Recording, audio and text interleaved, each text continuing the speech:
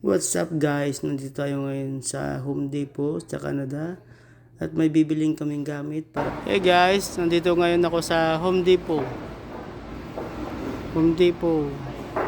Ang bibili nga pala namin ay vinyl para sa sahig. Kasi magpapalit kami ng sahig ng aming customer. Ayun, tsaka molding. So ngayon mag-construction muna ako, sideline. Kasi wala pa akong trabaho.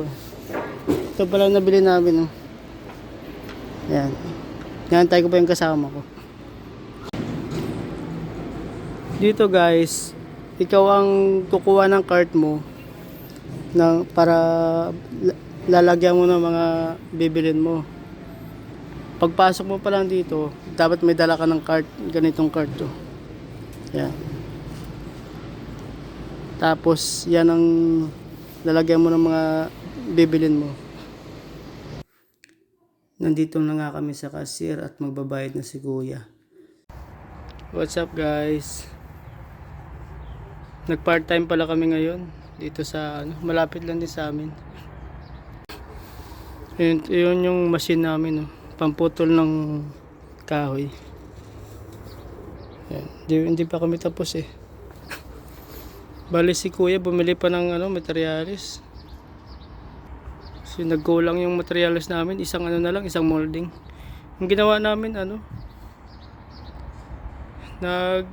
nagkabit kami ng mold vinyl sa may hagdan. Part time.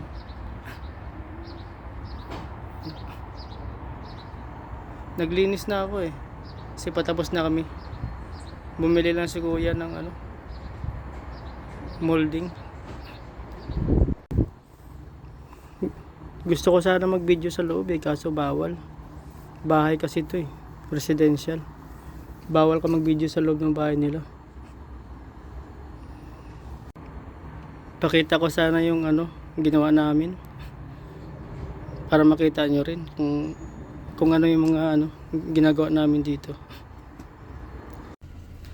Ayun, natatapos na kami sa aming part-time At yan ang mga gamit sa likod mga tools. Sa kabilang banda pala nag-part-time din ako.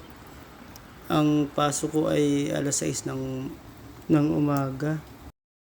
Pala ako ng bus. Dito na ako sa bus, wala pang tao. At nakarating na nga pala ako dito sa may factory. Ang daming factory pala dito. Sideline muna ako. Sideline.